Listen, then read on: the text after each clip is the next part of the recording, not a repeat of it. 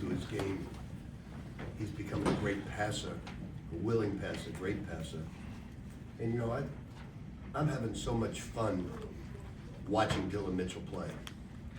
I don't think I've said that too many times in my 52 years of having fun watching a person play.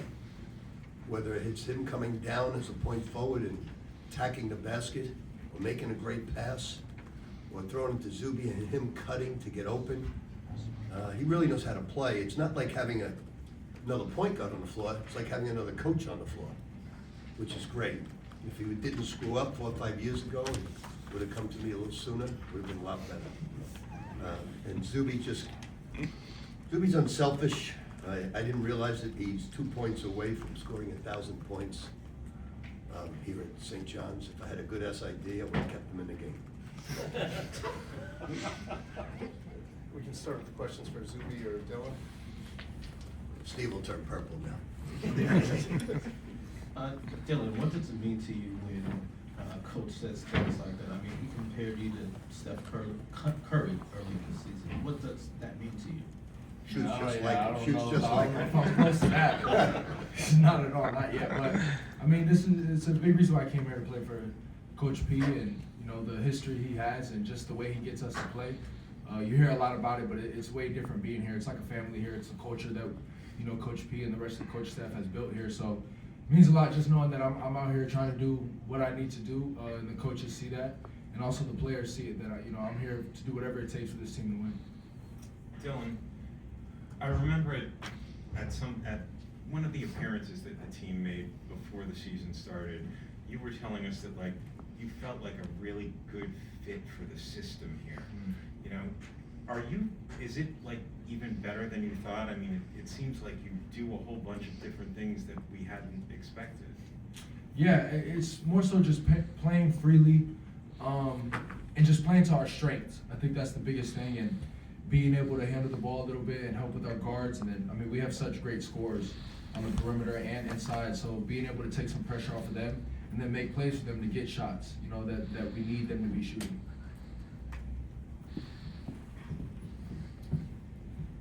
My question is for either or both of you. Just after the last couple games where you really needed those big second half pushes to win, what allowed you guys to get off to such a good start tonight? And just how nice was it to kind of have a coast-to-coast victory? I mean, it's a big to come out in the second half the right way. Obviously, starting each half is a big thing, but still working to put together 40 minutes consistently, like I've said before.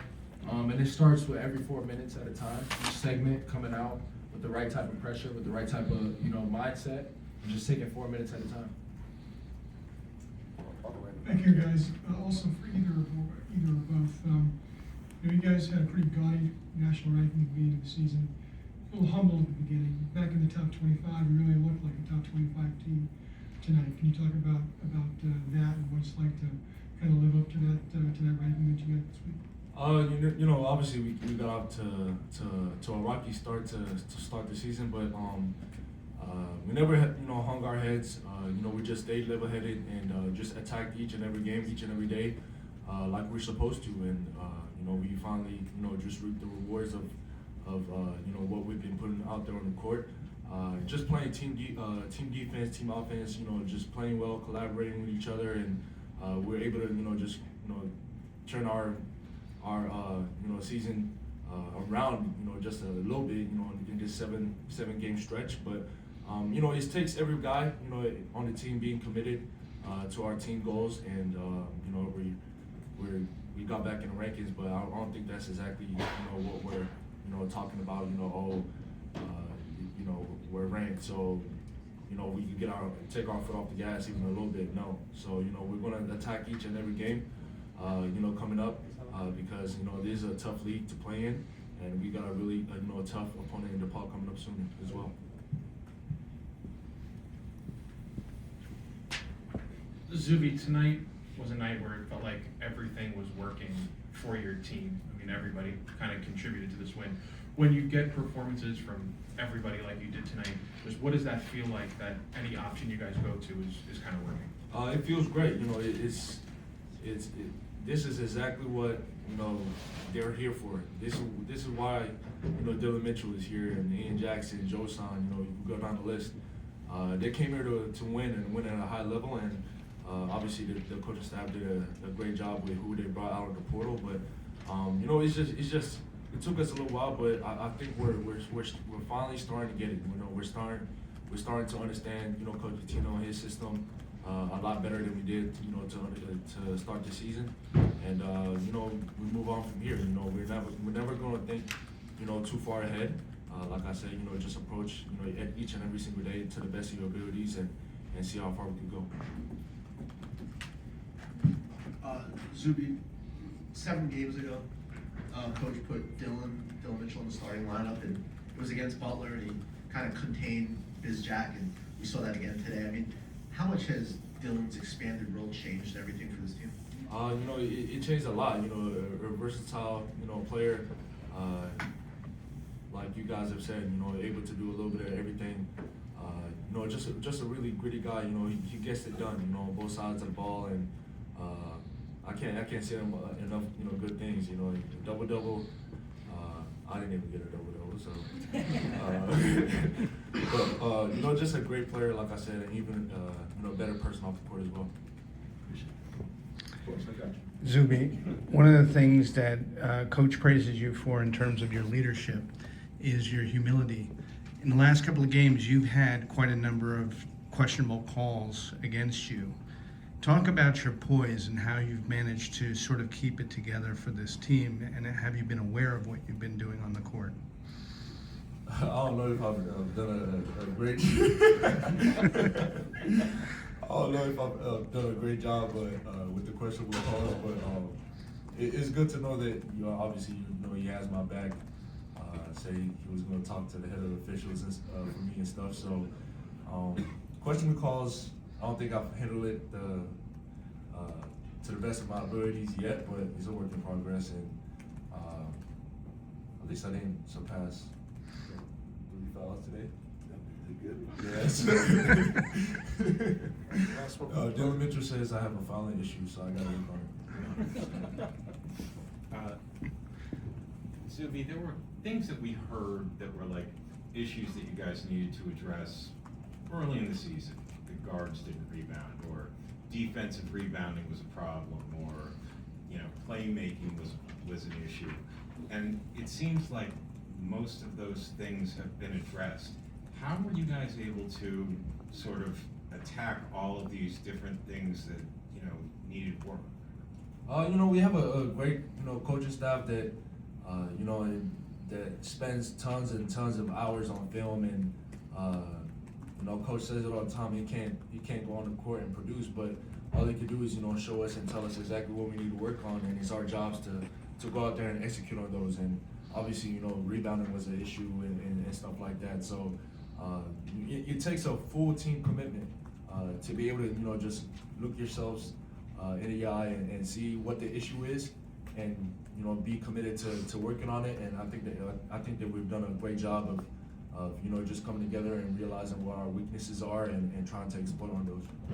Thanks, Zuby. Thanks, Dillon. Appreciate y'all. Thanks, fellas.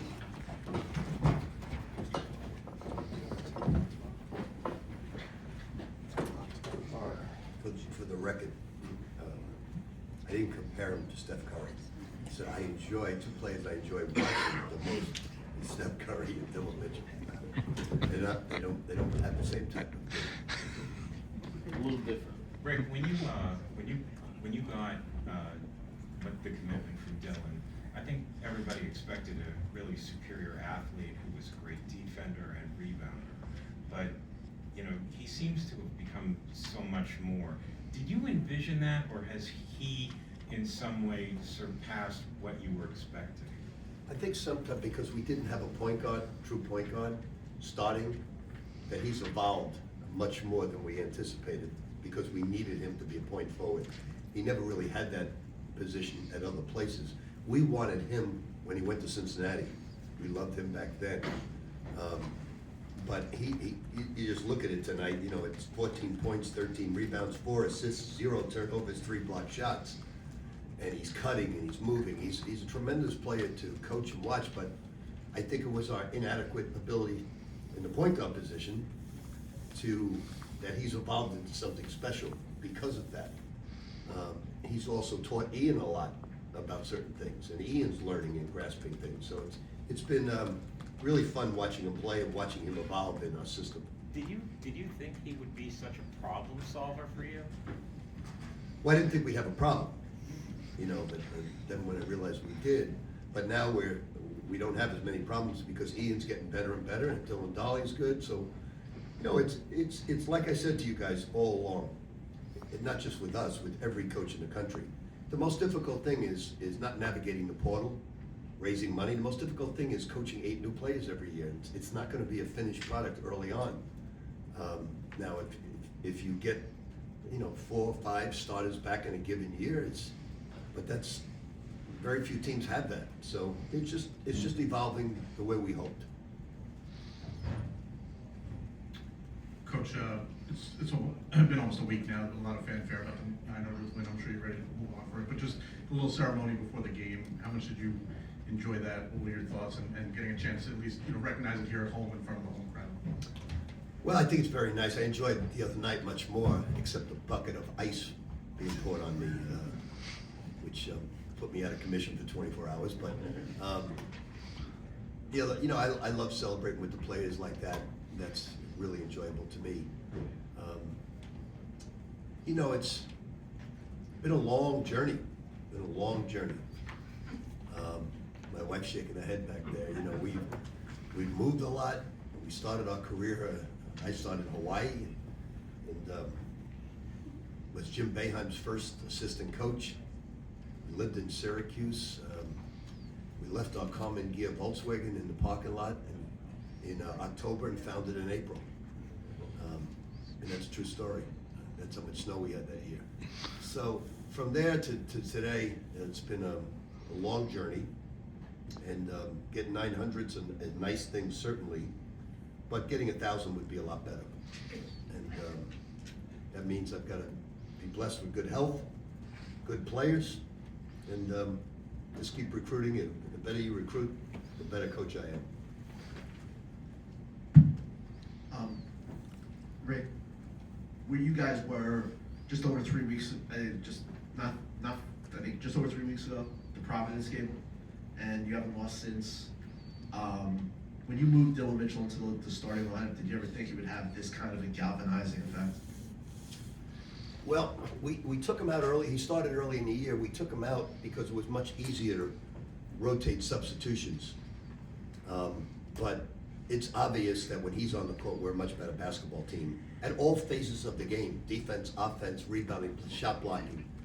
And it's great. That's what happens when you have all these new players. You experiment, you come to a conclusion, and right now we're a good basketball team because of his presence on the court. But I think all the other players are getting significantly better as well. I think Joe Son's come out of it nicely. Sadiku played very well tonight. So it's a great group of guys. I enjoy them immensely, getting better and better. But I think you guys put too much stock in the Providence loss. Providence is a really talented basketball team. I mean, they should have beat Connecticut at their place. Last night it was going down to the wire. They got a lot of talent, a lot of ability. I think they lost 4 overtime games. So there's no disgrace of losing to Providence. They're very, very talented and very good. And we're going to lose again. We're not going to run the table. This is a tough league. I hope we do, but it remains to be seen. Rick, can you explain specifically what this 3 forward lineup and what Dillon Mitchell does for Zuby and Bryce out there, because it feels like their production has also risen with him on the court? Well, because he knows how to play without the ball and he knows how to play with the ball. The fact that he's not a great 3-point shooter actually helps because he's always cutting, he's always moving, he's always screening.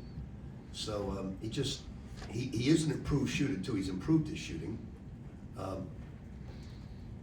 But he just makes everybody better. The offense flows much better with him because he's constantly moving and he's always looking for people. He knows how to play. And Zuby's become a much better passer because of Dillon. Coach Pitino, over the last couple of games, Ian has been a much better offensive player overall. Has there been a change to his routine in his practice? Like, what has been the difference you've seen? Well, I don't know about his routine, you'd have to ask him that. I just think he's progressing, learning the game better. He's becoming a good defensive player. I think he's improving at all phases of the game. You know, the thing about Ian that people don't recognize, he's a tremendous young man. I mean, I get on him very hard because he's got to learn certain things. And he never, ever hangs his head. He just said, I got you, coach, I got you, coach. And he's learning, getting better and better. He's an excellent shooter. He's becoming a much better passer, much better defensive player. He still has a lot of growth ahead of him, but he's getting better and better each game, each practice. Thank you, Coach.